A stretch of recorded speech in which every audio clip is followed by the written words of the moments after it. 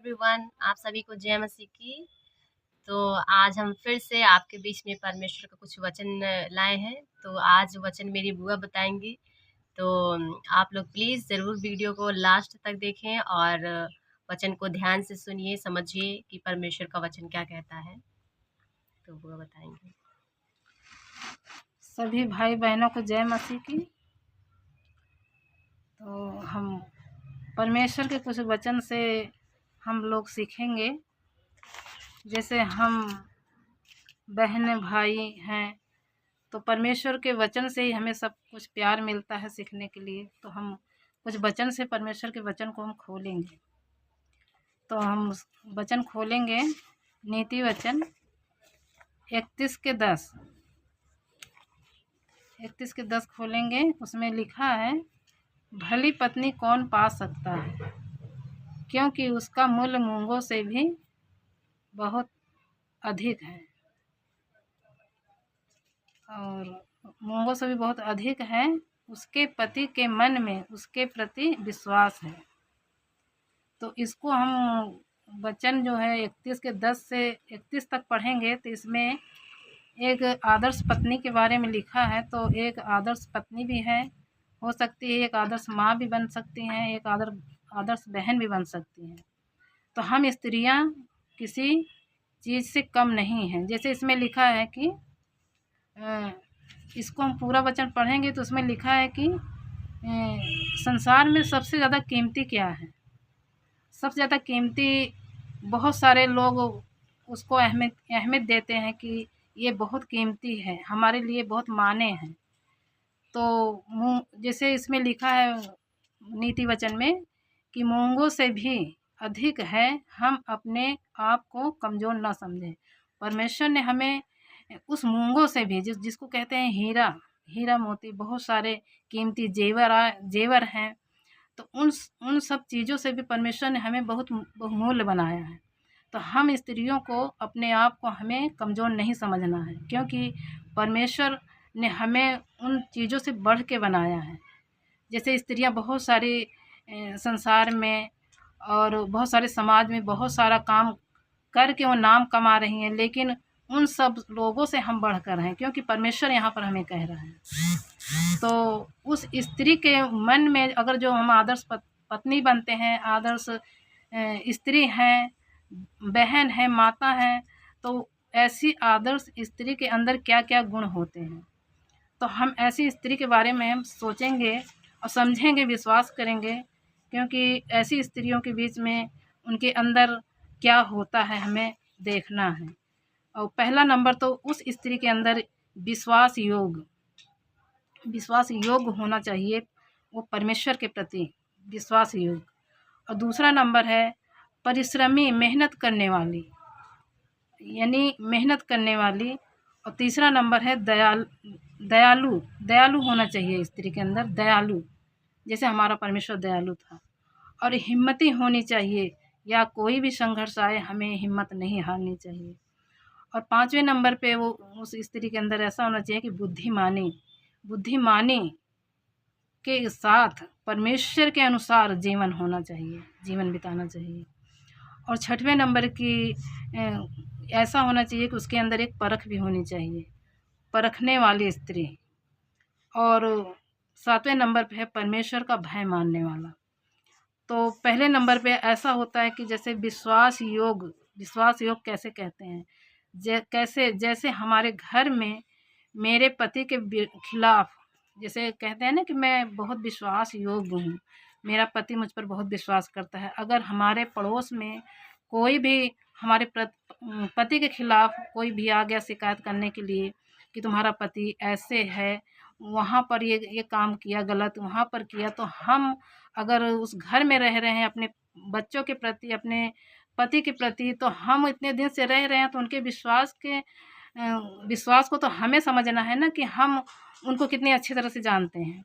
अगर अगला आदमी आ गया तो वो अगर हमें बता रहा है कि ऐसे है, वो तुम्हारा पति यहाँ पे गलत किया, तो क्या हमें विश्वास कर लेना चाहिए? नहीं, क्योंकि हम हमेशा रहते हैं तो हमें अच्छी तरह से पता है कि उनका चरित्र कैसा है, मतलब उनका स्वभाव कैसा है।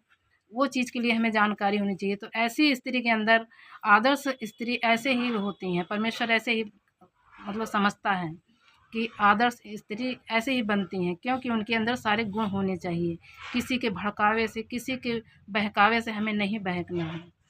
और जो है दूसरा नंबर ये है कि हमें आलसी नहीं होना है। जैसे इसमें लिखा है कि वो स्त्री एक परिश्रमी स्त्री थी, मतलब मेहनत करने वाली। हमें आलसी नहीं बनना है, परंतु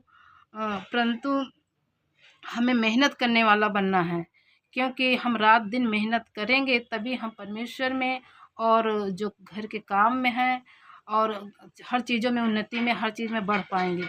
अगर जो हम आलस करके ही बैठे रहेंगे तो हम कुछ भी नहीं कर पाएंगे। तो दूसरा नंबर यही था कि वो मेहनत करने वाली थी, तो हमें परिश्रमी करने वाली थी, मेहनत करने वाली। हमें मेहनत करने का मतलब कि जैसे हमारे पति जी हमारे ड्यूटी पे जा रहे हैं, हमारे बच्चे स्कूल जा रहे हैं, तो उन्हें उनको भोजन यानी टिफ़िन तैयार करके भी हमें देना है और फिर हमें भी वो काम करना है। तो ऐसी स्त्री परिश्रमी मेहनत करने वाली स्त्री होती है। और तीसरा नंबर पे जैसे था दयालु स्त्री। तो जैसे कोई मतलब दयालु स्त्री, तो हमें भी दयालु बनना है कि जैसे कोई भी भूखा आ रहा है हमारे घर पे, हमारे दरवाजे पे, या हम कहीं भी जा रहे हैं तो भूखा है, तो उसे भी हमें परख होनी चाहिए कि इस आदमी के अंदर भूख लगी है, भूखा है, प्यासा है, तो हमें उसको समझना चाहिए, उसे खाना भी देना चाहिए। कपड़े नहीं है तो कपड़े भी देना चाहिए, क्योंकि परमेश्वर यही हमें सिखाता है कि हमारे अंदर एक दया हो, जैसे हमारा परमेश्वर दयालु था। और चौथे नंबर पे हमें जैसे उसमें लिखा था कि हिम्मतीन थी वो स्त्री, हिम्मतीन थी। तो उसके अंदर हमें हर संघर्ष, मतलब हमारे जीवन में मुश्किल मुश्किल परेशानियां भी आ सकती हैं। तो हमारे जीवन में कितनी भी संघर्ष, कितनी भी गरीबी, अमीरी कुछ भी आए, हमें झकझोर सकती हैं, हमें डरा सकती हैं, तूफ़ानें आ सकते हैं। लेकिन वो जो हिम्मतीन थी, हमें हिम्मत करने वाला होना चाहिए, हमें कभी भी हारना नहीं चाहिए, संघर्ष का सामना करना चाहिए, हमें हारना नहीं चाहिए, डरना नहीं चाहिए। और जैसे 5वें नंबर पे जो था कि वो स्त्री बुद्धिमानी के साथ काम करती थी। कोई भी काम नहीं बन रहा है किसी का, हमारे पड़ोस में, हमारे घर में, पहली बात तो हमारे घर में ही हमारा काम नहीं बनता।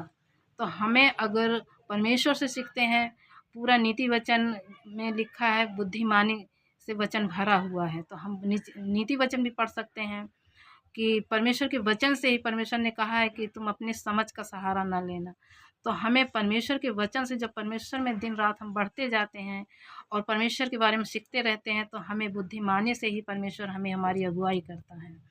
और जो है जिस किसी का काम नहीं बन रहा है, हमारे गांव घर में माताएं बहनें, गांव में, समाज में बहुत सारे लड़ाई झगड़ा होते हैं, तो हमें क्योंकि गलतियां दोनों में रहती है, एक में नहीं, तो हमें बुद्धिमानी से परमेश्वर के नज़रिया से देखकर ही उसे समझाना है और प्यार से, वो भी नहीं कि जैसे जाएं वैसे ही एक झपाटा रख दें, ऐसा नहीं करना है, बल्कि प्यार से हम एक दूसरे को समझा सकते हैं, या बहन हो या भाई। तो हमें एक आदर्श पत्नी परमेश्वर ऐसे ही बनाना चाहता है कि एक आदर्श स्त्री कैसे होती हैं।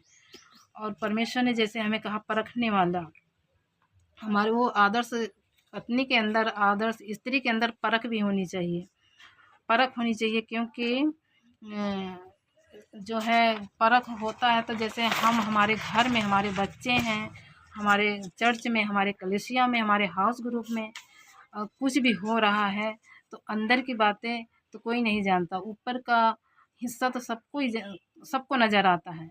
तो जैसे संसार देखता है ऊपर का सब कुछ अच्छा अच्छा, लेकिन हमारे अंदर के गुणों को हमारा परमेश्वर जानता है, हम कितने चरित्र में कैसे हैं।